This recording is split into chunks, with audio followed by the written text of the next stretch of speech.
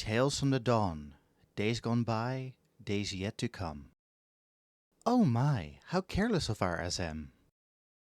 Thus spoke Hyphlodeus, having ambled into his office at the bureau of the architect to find a crystal sitting rather conspicuously on a chair reserved for guests. Slipped from a singularly adventurous pocket, no doubt? He marveled at the way the light played on its facets, like the surface of a tranquil lake, and recalled the first visitor he had received that morning. Assem had sought the chief's assistance with the refinement of the 14th in their series of concepts to help ease the burdens of travel, which was contained within the palm-sized crystal. But as was so often the case, the conversation concerning the escapades that inspired said concept's curation had spiraled into a full-blown recounting, leaving Hyphlodeus insufficient time to evaluate it before Assem had to hasten to a meeting with the convocation. Hyphlodeus was not without his own pressing obligations, the formal evaluation of a massive living being concept for one, and had only just returned to the bureau a moment before. And absent such comforts, how unbearable your wanderings will surely be, he mused aloud as he collected his friend's crystal. Turning to the nearby window, Hyphlodeus cast his gaze over the great capital where the convocation gathered, and, with a practiced act of will, viewed the world in a different light. While many could feel the flow of ether, only those with experience could perceive its currents with their eyes. Rarer still were those born with the ability to do so as keenly as Hyphlodeus, Emet-Selch being another such natural talent. So it was that Hyphlodeus effortlessly descried Assem's strand amidst the weave. Though he could not be certain of his quarry's exact position at such a distance, he was confident it lay somewhere within the capital. Blinking, he beheld the world as others did once more. Far beyond the panes, the sun was poised to kiss the horizon, and in its ardor bathed the city streets in rose and gold.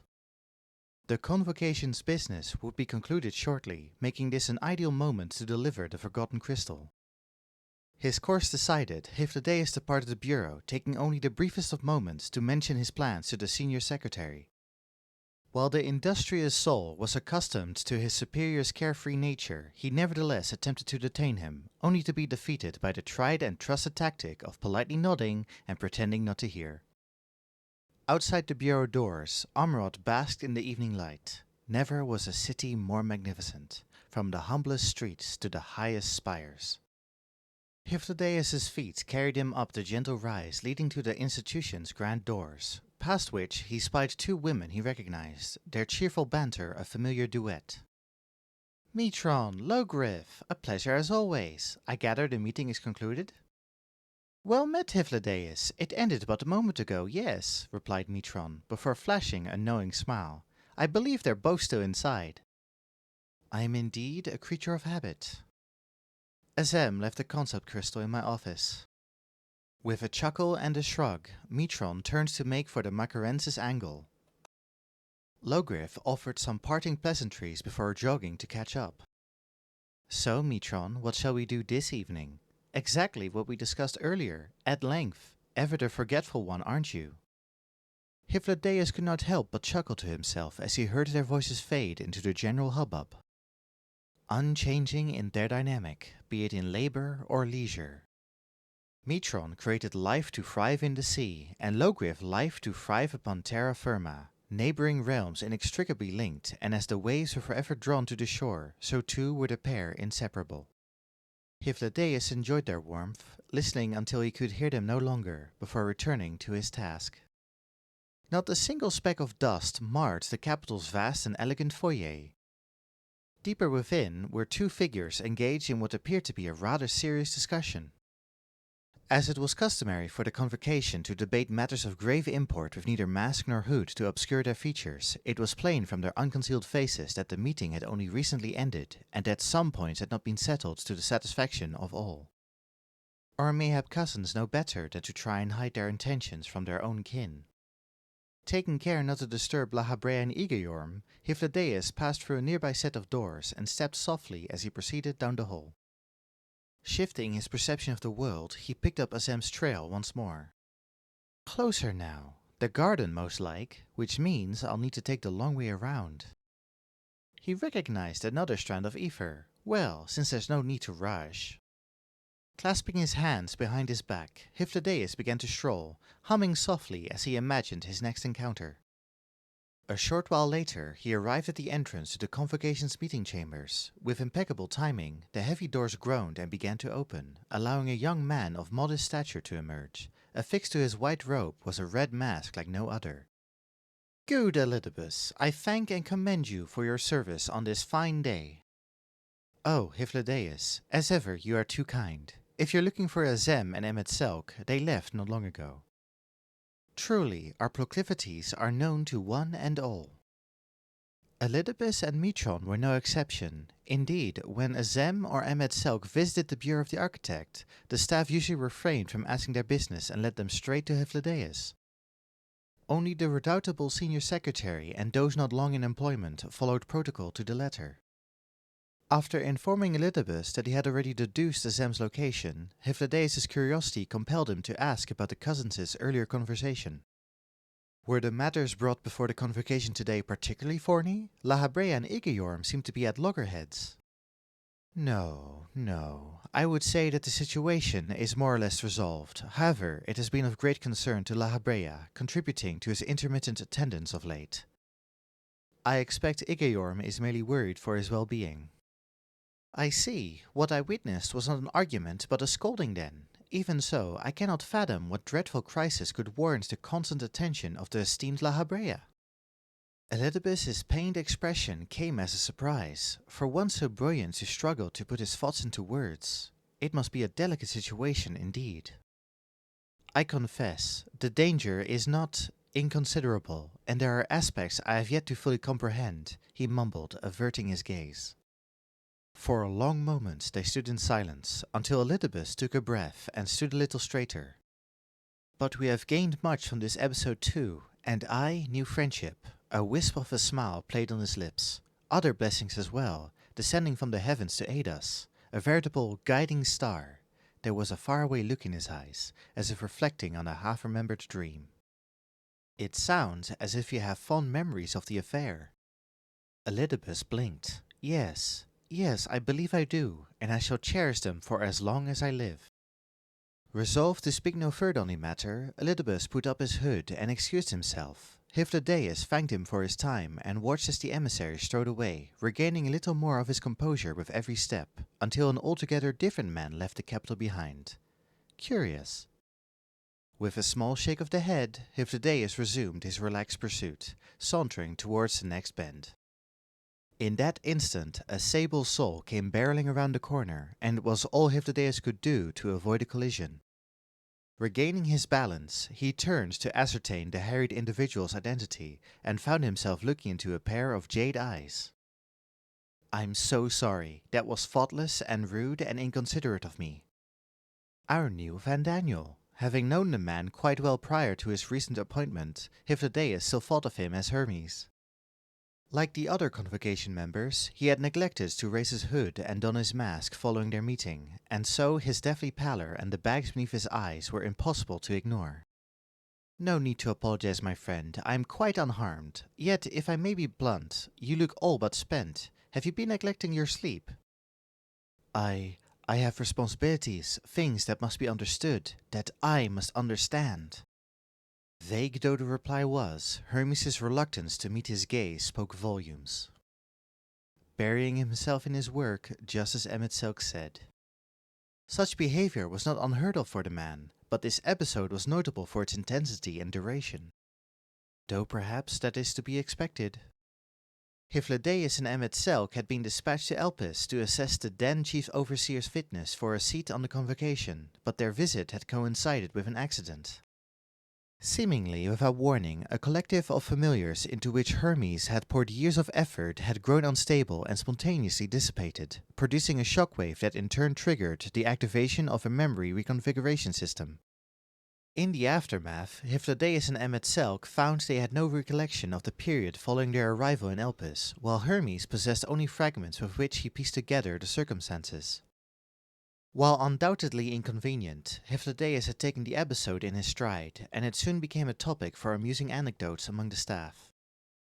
But not Hermes. "I killed her, murdered her," he lamented, a passing strange sentiment Hyphlodeus had never heard anyone utter of a familiar, and as if he had been stripped of the wings he so often conferred upon his concepts, he could never again bring himself to make another flying creation. Ever since, embracing his duties as Fandaniel, Hermes had spent his every waking moment conducting observation and study of extant phenomena. Far be it from me to deter you from your chosen pursuit, but might you consider taking a moment to rest, or eat even? I'd be happy to bring you a snack. Do you have any particular preferences? A favorite fruit, perhaps? Something you might enjoy? Fruit? Hermes shrank, his eyes quivering, as he stared through Hyphladeus. Lost and searching. I don't know.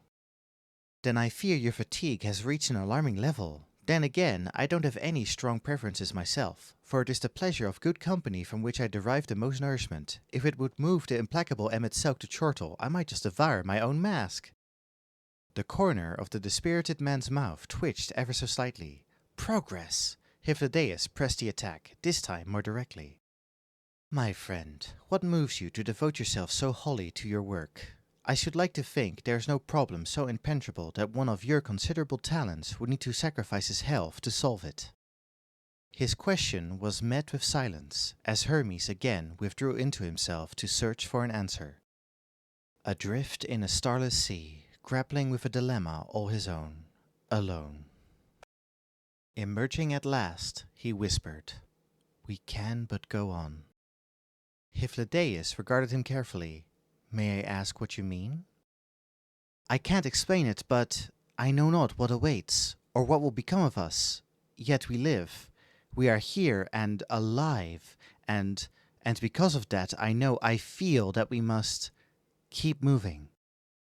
Adrift in a starless sea, grasping for air as the currents threaten to pull him under. There's a truth here, but he does not see it. He senses its presence and flails desperately to understand, even as the words tumble from his mouth. As Emet-Selch was the keeper of the ethereal realm, Fandaniel was his counterpart for the physical. The affairs of the living were naturally of primary concern to him. But are these mere philosophical musings, or something more? Hyphladeus held his tongue while he pondered the curious words. With a start, Hermes realized his outpouring had elicited no response, and mumbled a reflexive apology. "Sorry, that was... ahem. Your concern is much appreciated, Hyphladeus. I think I shall heed your advice and retire to my quarters for some rest." A wise decision. Emet-Selch said the other day, and I quote, "If he's determined to keel over where he stands, he might at least carry a cushion." Failing to fight back an embarrassed grimace, Hermes thanked him again and went on his way. Though he appeared to slow his steps to mitigate the risk of crashing into unexpected passers-by, Hyphladeus noted that he nevertheless brushed against the wall several times as he stumbled out of sight. May your nap be a long one. The hunt recommenced. Hyphladeus walked on, drawing ever closer to the garden. Just to be certain, he adjusted his perspective once more. Ha! Azem's thread endured, dancing in the air before his eyes. His pace quickened as he strode into the garden. Much like the larger spaces of Anagnorisis, the humble sanctuary was plainly the beneficiary of constant care and affection. While surrounded by corridors, it offered an unobstructed view of the sky, meaning a traveler eager to get underway could call upon a familiar to carry them heavensward in a trice. I suppose I should not be surprised. Azem was gone. A second familiar thread of ether terminated at the loitering Emet-Selch, who was craning his neck and gazing into the distance. In the privacy of this moment, his oft-furrowed brow was relaxed, and oft's downturned lips threatened to curl into something disconcertingly genuine. I dare say, your smile is never so sincere as when you see Azemov. No sooner had the words been spoken than the dour curtain fell. So precious and ephemeral, your unguarded expressions. Save for that one exception, you are rarely to be seen without your customary scowl, unless there are fools to mock. I presume you did not seek me out solely to etch new lines upon my forehead. Sure enough, the skin above Emet-Selch's eyes was forming impressive canyons of annoyance. Hyphladeus glided to his side and attempted to retrace the path of his earlier gaze. A heartbeat before it vanished, he managed to make out the shape of Azem. There was nothing left to see, yet he kept watch. It's a compliment. I find your smile quite charming, and only wish that you would grace us with it more often. Now who's mocking who? But I will admit I find these occasions rousing, invigorating even. To be present as our friend embarks on another journey with no destination and say, go forth and seek discovery or some such. Yes, yes, and? So formidable was Emet-Selch's glower that it could compel almighty gods to cower in shame. Hyphlodeus, however, was unperturbed, having consorted with the indomitable figure since childhood. Two trouble-making brats born with either sight. It was their long-standing association that guaranteed Emet-Selch knew his playful jests were simply that, and that Hyphlodeus need only wait patiently for honesty to triumph over pride. And I take comfort in the knowledge that whatever tribulations they may face, they will overcome, that whatever the future may hold, it will be livelier for their part in it. Hyphlodeus could not contain his laughter. Our friend, the force of nature. Well said, he sputtered before succumbing to amusement once more. Emet-Selch sighed in exasperation and muttered a few words of reproach, but they were as leaves in the wind, a musical rustling that warmed the cockles of his heart. And now, in that boundless sky where our friend sought infinite possibilities, I see only death. There were no lands untouched by the final days, not even Omerod, over which the heavens now burned. Hyphlodeus, please! Emet-Selch had found him, after some effort, judging from his breathless, dishevelled state. You mustn't. With your wisdom and skill, surely you could do more for our people if you remained. I was wise enough to recruit others who surpass me in every respect. Enough will survive me to ensure our work can continue. It hadn't been a concern voiced on behalf of the Omerotines. Better to pretend otherwise, though. To forestall the final days, the will of the star would be given shape and form. An offering of life, unprecedented in scale, would be required. The convocation themselves had called for willing participants, and so Emet-Selch was in no position to deny any the right to volunteer. He could but dance around the unspeakable request and clench his fists in frustration when refused. Hyphlodeus was not a fighter. It was a pragmatic choice to sacrifice himself. To be reduced to ether and serve as fuel for the great summoning, Hyphlodeus did not fear this. He understood death and the terror which had come to grip many when it drew near, but that understanding only emboldened him to embrace it. Once he would have died to perpetuate the cycle, now he would die to preserve a myriad lives that might yet be saved. Even so, it pained him deeply to see Emet-Selch reduced to such a state, though he knew full well he was not the sole cause of his distress. Azem has not forsaken us. They follow their heart, as they ever have, and seek to defy this fate in their own way. Don't you think I know that? There's no time, Hyphlodeus. We need solutions now. We have a duty to this star. The words were as a guttural howl, so terrible was his fury. He who held out hope for Azem's return longer than any, he whose anger and frustration and pain I see writ plain in his pleading eyes, he who has ever been constant and true, and who I am proud to call my dearest friend. You are right, Emet-Selch, you are right, and that is why I must place my faith in the convocation's plan. The hour of Zodiac's summoning was at hand. He speaks again, but there is nothing left to say. I raise my hand in apology and farewell, and I leave him behind.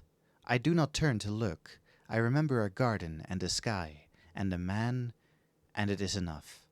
It is enough. It ends. It ends. And yet it goes on.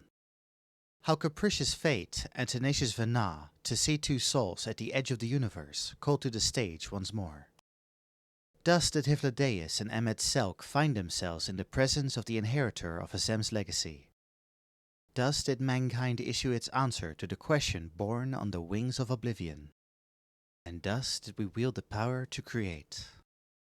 Duty at last fulfilled, Emet-Selch took a bow, departing not with hackneyed platitudes, but a challenge to the traveller to go forth and seek discovery, adding with that most precious and ephemeral of expressions. I certainly did. I remember a garden, and the sky, and the man. The excitement and expectation in his eyes, the pride in his breast, the unwavering faith in his heart. the joy on his lips as he wished Azem well on their journey. Thus ends the encore. The players exit to take their place among the dead, and the living board their marble ship that they may be ferried back to where they belong. We surrender to the gentle currents that call us home. Long awaited, yet sudden and surprising still, from shimmering waters beyond the beyond, the multitude raise their voices in song. Welcome, welcome, in unison, in celebration, the day is won. It ends, and it goes on. Beside me, his eyes are closed, his ears bent to the distant gaiety. In the privacy of this moment he smiles, for all that we had and all that they will. I do not know the shape of his pain, nor how it shaped him into the man he became, but I know that when man first tasted loneliness and fear, bitterness and despair, he shared in their torment. And now, as we are called to sleep, he beams, and I know it is because of you. Thank you. He lifts his head to gaze into the waters, he gives me a final grin and a kind word, and he closes his eyes. O star, two weary travelers are returning, we are thee and thou art us, flesh and soul and memory to unravel and entwine with thy flow, to weave anew and cast upon the shore, one day. I imagine that day and my pulse quickens, as does yours, does it not, Hades? Thus does life return to life, and beneath dreaming eyelids, our final fantasy goes on. Thank you for listening to Tales from the Dawn. Days gone by, days yet to come.